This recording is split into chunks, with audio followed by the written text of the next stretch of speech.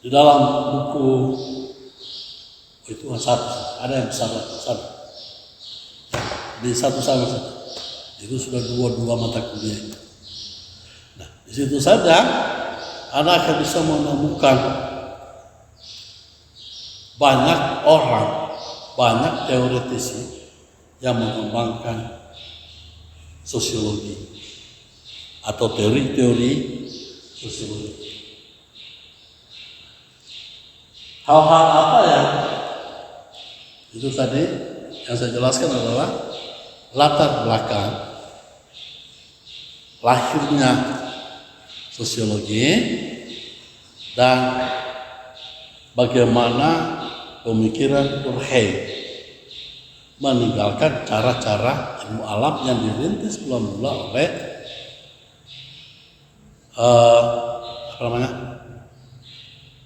Auguste Comte. Ya, dirintis mula-mula oleh Auguste Comte.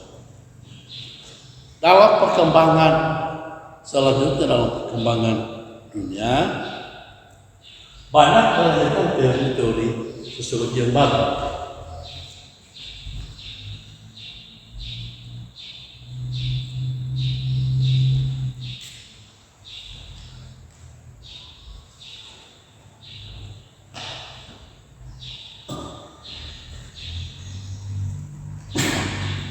Jadi banyak melahirkan teori-teori sosiologi yang baru. Itu dimulai dari pemikiran positivisme Prancis. Dan dari pemikiran positivisme Prancis dan permulaan sosiologi. Ini mulai dari Madame Estelle, orang Prancis, dia ahli sastra, ya. Orang yang pertama mempelajari ilmu positif dan filsafat ilmu positif. Menurut Madame Estelle ini adalah bahwa manusia dan masyarakat bisa disempurnakan. Manusia dan masyarakat bisa disempurnakan bila masalah sosial dapat ditanggulangi dengan menggunakan metode ilmiah. Jadi kita dalam dunia akademik, ya, dalam dunia nanti Anda mulai semester depan akan mulai belajar tentang metode penelitian sosiologi, ya, metode penelitian sosiologi, yaitu satu cara untuk memperbaiki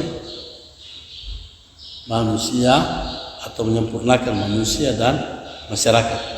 Kitab Katas menyempurnakan di sini bukan seperti tukang bangunan, ya, bukan. Yang kita maksud di sini adalah jika manusia memiliki kesalahan, kita cari apa sebab dia melakukan salah. Jika sudah diketahui penyebab kesalahannya, maka itu kita sarankan agar supaya jangan lakukan itu. Itu yang dimaksud dengan penyempurnaan. Jadi menyempurnakan tidak seperti tukang bangunan. Ada kata sedikit dicat lagi, tidak. Atau ditaruh semen sedikit, tidak. Jadi yang kalau dalam perspektif alam, penyempurnakan itu adalah yang kelihatan saja, ya, yang kelihatan kasat mata. Tetapi yang kita maksud penyempurnaan di sini adalah sesuatu yang tidak kasat mata, yang tidak kelihatan. Makanya itu kita harus menggunakan metode ilmiah, meneliti. Ya, kita teliti mengapa terjadi seperti itu. Bisa paham ya? Mengapa terjadi seperti itu? Nah, ini kita cari tahu, kita ungkapkan, lalu kita memperbaikinya. menyempurnakan agar supaya masyarakat manusia dan masyarakat ini setiap hari mengalami perkembangan,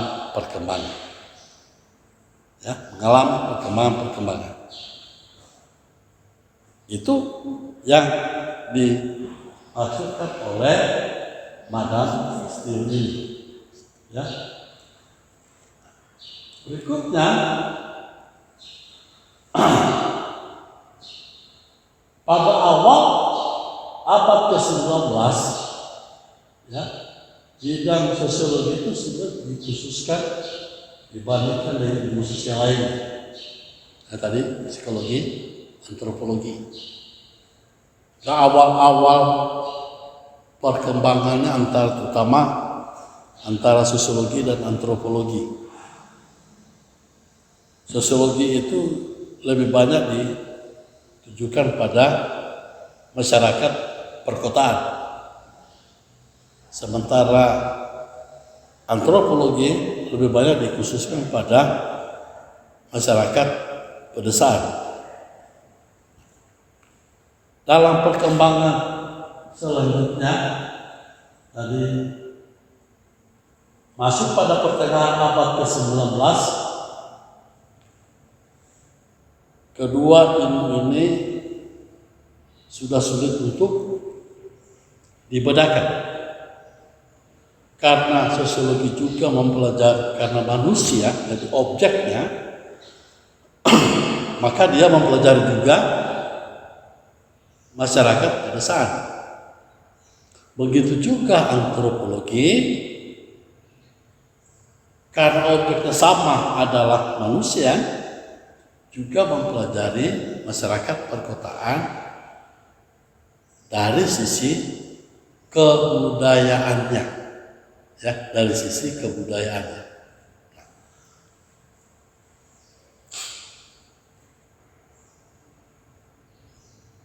Sekarang yang menjadi pertanyaan membedakan itu adalah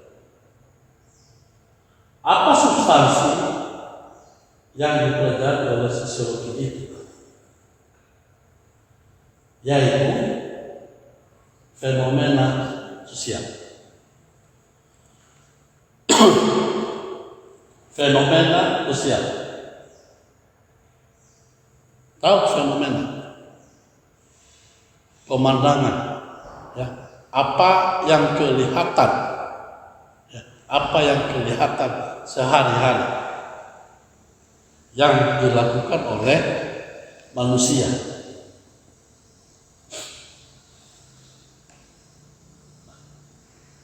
Fenomena ini yang dicoba digunakan sebagai pembatas, ya. yang lama tadi saya katakan, khususnya perkotaan, dan sekarang sudah masuk ke pedesaan juga. Dari pemikiran awal zaman sosiologi Prancis, mereka lebih memfokuskan pada organisasi dan pengembangan ilmu, yaitu aktivitas intelektual sebagai suatu fenomena sosial. Nanti kalau kita sudah masuk pada para teoretisi sosiologi, kita akan melihat tentang apa fenomena yang dikaji oleh masing-masing. Misalnya antara Karl Marx, Cohen, ya, Schimmer dan seterusnya, apa yang dikaji. Di situ kita bisa melihat tentang perdebatan-perdebatan, kajian-kajian daripada pengembangan sosiologi itu, yaitu disebut dengan aktivitas intelektual, yaitu karena dimulai dari riset.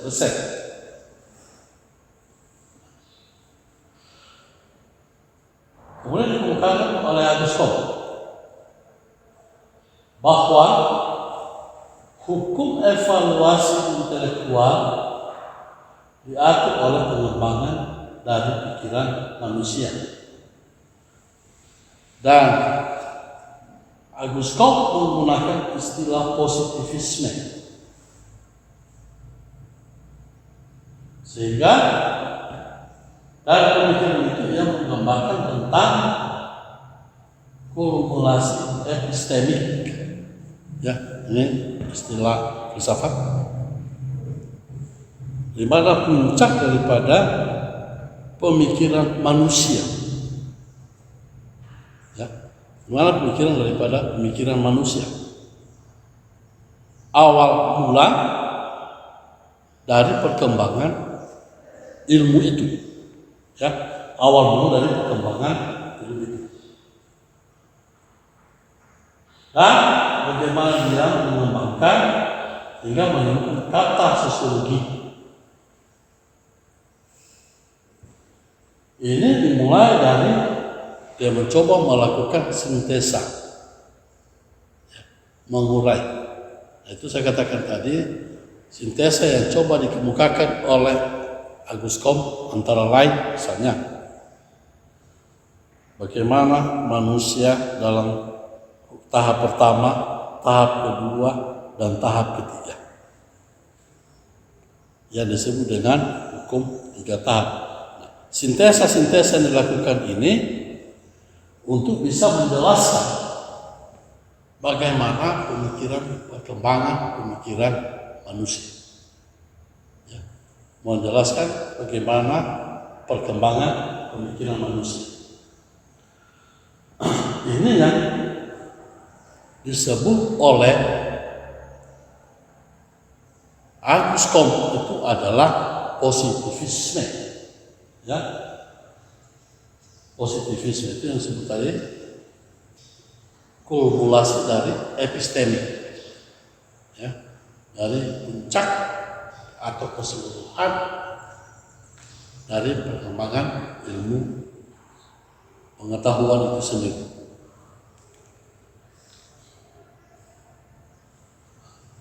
Kemudian di Prancis itu ada Marquis de Condorcet, ya, dia menekankan pada perkembangan pengetahuan dan manusia sebagai fenomena evolusi sosial yang memfokuskan pada aspek sosialitas, kemudian di bagian dari pokok Auguste Comte, ya, sosialitas. Dari pemikiran ini, ya, dari pemikiran ini, maka Auguste Comte menghasilkan lagi sebuah teori yang disebut dengan tertib sosial, ya, yang disebutnya dengan tertib sosial, atau dalam istilahnya sosiologi disebut dengan social order, ya, social order. Ini pemikiran digunakan oleh Auguste Comte berdasarkan daripada perkembangan pengetahuan manusia sebagai fenomena evolusi sosial. Evolusi sosial itu artinya bagaimana manusia yang tadi dari hukum 3 tahap, ya, dari hukum 3 tahap ini kalau tidak diatur dengan baik, maka akan terjadi namanya kekacauan atau chaos, akan terjadi kekacauan. Oleh sebab itu, setiap perilaku manusia itu harus diatur.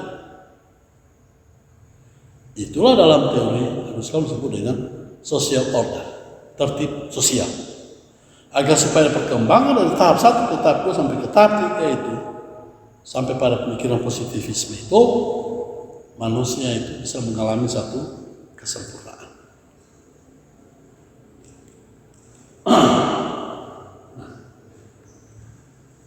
Dari pemikiran-pemikiran awal Prancis itu, maka bagi kita untuk memahami sejarah awal dari sosiologi itu, kita bisa mengatakan lewat 2 kekuatan yang mempengaruhinya. Perkembangannya masing-masing kita ikuti di sini. 1, kekuatan pengaruh kekuatan sosial dalam perkembangan teori-teori ilmu sosial sosiologi pada akhir abad 19 dan awal abad ke-20, yaitu dimulai dari Prancis. Ya, kondisi sosial masyarakat Prancis yang mengalami perubahan yang begitu pesat, ya, mengalami perubahan yang begitu pesat. Perubahan-perubahan inilah karena tadi perkembangan pemikiran manusia, masyarakat Prancis itu menyadari bahwa, ya, masyarakat Prancis itu menyadari bahwa kenapa kita harus di bawah satu kendali, yaitu raja, ya, satu raja. Nah, dimotori oleh seorang tokoh dan yaitu Napoleon Bonaparte mencoba melakukan perlawanan terhadap raja. Maka dari sinilah yang disebut dengan terjadinya revolusi Prancis. Jadi perubahan pemikiran yang dimulai dari Prancis.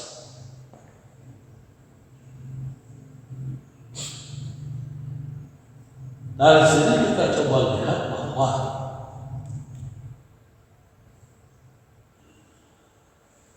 sekitar tahun 1789 itu revolusi Prancis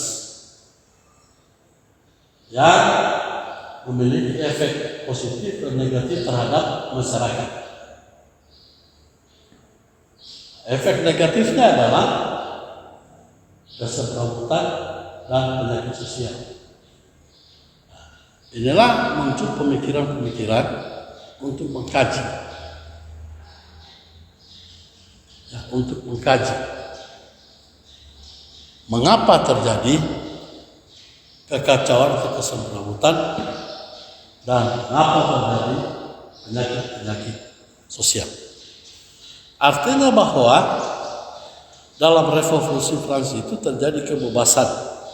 Kalau dulu semua diatur oleh kerajaan, sehingga semua manusia akan tunduk kepada raja. Nah, terjadi kebebasan. Tidak lagi di bawah kendali kerajaan. Nah, itu yang mencoba dikaji oleh para sosial itu bagaimana cara memulihkan dan menertibkan masyarakat. Ini yang menjadi penyebab munculnya perubahan-perubahan pemikiran dan kajian-kajian dalam sosiologi. Kemudian yang kedua adalah adanya revolusi industri dan munculnya kapitalisme. Hal yang kedua ini adalah di Inggris. Jadi revolusi industri dan munculnya kapitalisme ini itu dimulai dari Inggris. Ini dimulai dari transformasi penyebaran dari pertanian ke sistem industri. Perubahan ini semua akibat daripada perkembangan ilmu alam, temuan ilmu alam misalnya menemukan mesin uap, jadi menemukan listrik, ya.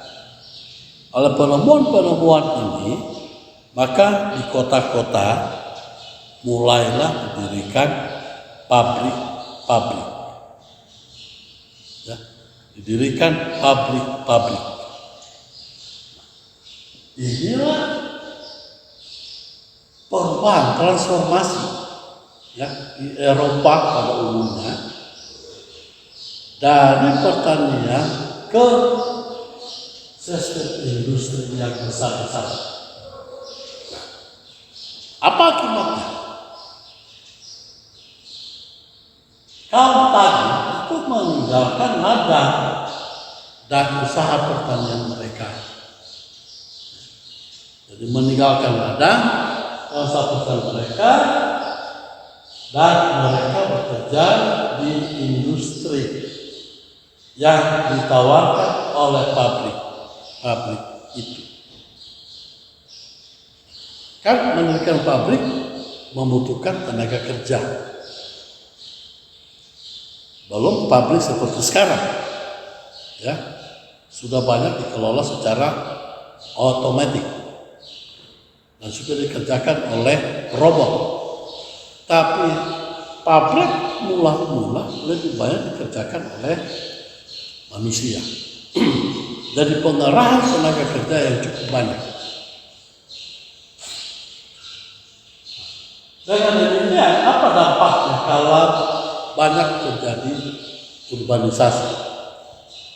Ya, banyak terjadi urbanisasi, yaitu tenaga kerja melimpah. Kebanyakan tenaga kerja di kota melimpah. Nah, kalau dalam hukum ekonomi, kalau tenaga kerja banyak pencari, ya, dan kerjaan, maka upah jadi rendah. Upah jadi rendah.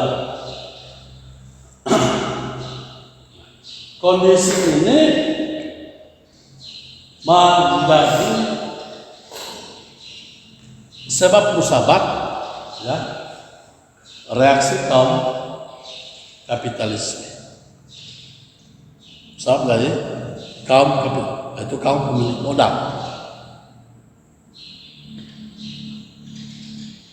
Persoalan inilah yang coba dikaji oleh tokoh-tokoh yang kita pelajari, Karl Marx, Max Weber, Emil Durkheim, dan Schiller. Ya, Karl Marx ini sama dengan Weber, orang Jerman. Tetapi Karl Marx itu karena pemikirannya yang terlalu banyak menentang, maka dia berpindah-pindah. Jadi dia dari Jerman pindah ke Prancis, dari Prancis balik ke Inggris, dari Inggris balik ke Prancis. Kemudian Max Weber, ya orang Durkheim, Prancis, Simmel, sama. Nah, mereka ini tokoh-tokoh awal mula yang kita kategorikan dalam sosiologi klasik, ya. Perkembangan teori mula-mula dari teori-teori sosiologi. Misalnya, dalam pemikiran kapitalisme oleh Karl Marx, dia mengatakan itu salah satu penyebab terjadinya kesemrawutan, ya, atau sebab terjadinya banyak penyakit sosial. Nah, karena upah rendah, banyak terjadi kemiskinan, banyak pengangguran. Oleh sebab itu dia mengatakan, dia muncul teorinya yang disebut dengan sosialisme. Harus tersentral disebut sosialisme. Tetapi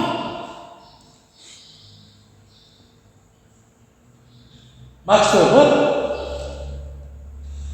mengatakan, apakah sosialisme itu lebih baik dari kapitalisme atau lebih buruk? Ya, itu statement Max Weber untuk mengkanter Karl Marx. Apakah sosialisme itu lebih baik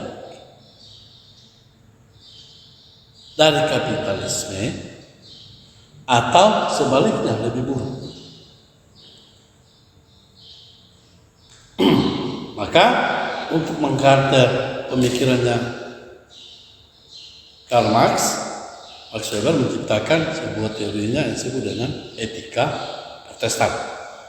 Ya, untuk teorinya etika Protestan. Begitu selesai berakhir simaran. Yang ketiga, munculnya sosialisme. Jadi menentang terhadap kapitalisme, muncul sosialisme yang dikemukakan dipelopor oleh Karl Marx.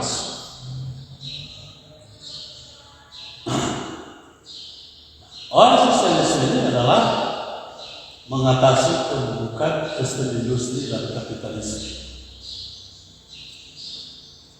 Jadi menurut pemikiran Karl Marx, dengan teori sosialisme itu untuk mengatasi keburukan dari sistem industri dan kapitalisme.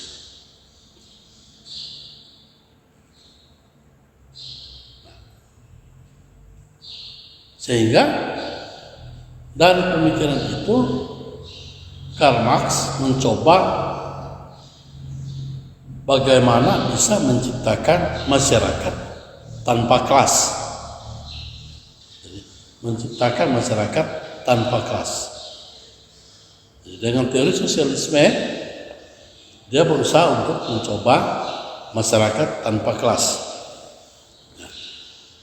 Dalam teori Karl Marx, dia mengatakan bahwa manusia itu ada dua kelas. Satu kaum burjuis, pemilik modal, kapitalis, dan dua kaum proletar, kaum miskin. Bagaimana antara dua kelas ini dihilangkan? Dihilangkan. Pemikiran ini yang banyak diadopsi oleh di pertengahan abad ke-20 diadopsi oleh negara-negara yang berpikiran komunis. Misalnya Cina, Uni Soviet, Korea Utara, Kuba. Tetapi menjelang akhir abad ke-20 terjadi perubahan di Soviet, komunis bubar. Kemudian susul lagi keterbukaan di Cina, walaupun mereka tetap komunis, tetapi mencoba pola keterbukaan.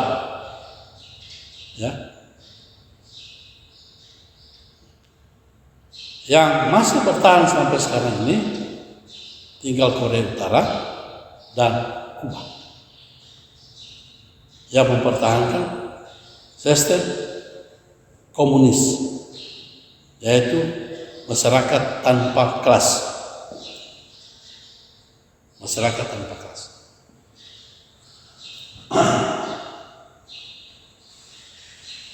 Antara Max Weber dan Durkheim, mereka menghendaki reformasi sosial daripada revolusi. Perubahan pemikiran yang dikemukakan oleh Karl Marx itu adalah revolusi, yaitu merubah secara total strata sosial masyarakat tersebut dengan masyarakat tanpa kelas. Sementara Max Weber tidak, dia tetap bertahan pada 3 kelas dalam masyarakat. Kelas burjuis, kelas atas, kemudian kelas menengah, kemudian ada kelas pekerja. Jadi kelas burjuis milik modal, kelas menengah, kemudian kelas pekerja. Untuk menghilangkan diksi atau perbedaan di antara 3 kelas ini, itu dia kaji dalam teorinya etika Protestan atau Protestan ethics. Atau supaya tidak terjadi kecurangan. ya, tidak ada kecurangan. Dalam pemikiran Max Weber bahwa kalau orang tidak makan, jangan dikasih nasi. Karl Marx mengatakan kalau orang tidak makan dikasih nasi. Dikasih nasi. Nah, itu digunakan oleh kaum komunis. Jadi, semua masyarakat tidak boleh melawan pemerintah, kamu setiap hari dapat makan. Max Weber tidak. Kalau dia tidak makan jangan dikasih nasi. Tetapi berikan dia pekerjaan untuk mendapatkan nasi. Ya. Atau dalam bahasa katakan kalau orang butuh ikan, jangan kasih ikan, kasih kain. Ya. Dan diberi dia pancing supaya dia memancing, supaya dia dapat ikan. Ya kan? Itu yang dikemukakan oleh Max Weber yang bertentangan dengan pemikiran sosialisme yang dikembangkan oleh Karl Marx.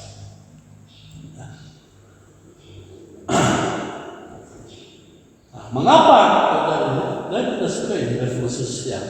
Ya, karena antara Max Weber dan Luhmann khawatir itu sosialisme akan sama dengan kapitalisme. Kekuatan ini memainkan peranan yang jauh lebih besar daripada teori-teori sosiologi yang lain, yaitu sosiologi untuk reaksi terhadap teori Marx dan sosialisme. Pertanyaannya sekarang, dalam perkembangan teori-teori sosiologis, apakah pemikiran-pemikiran Karl Marx itu hilang? Tidak. Ya. Sesudah dia lenyap dalam pertentangan antara Marx dan Weber, ini sedikit agak meredup, tapi beberapa di abad ke-20 muncul lagi. Ya, abad ke-20 muncul lagi yang disebut dengan aliran neo-Marxis. Ya, neo-Marxis. Yaitu orang-orang yang baru menampakkan kembali teori-teori dari Karl Marx.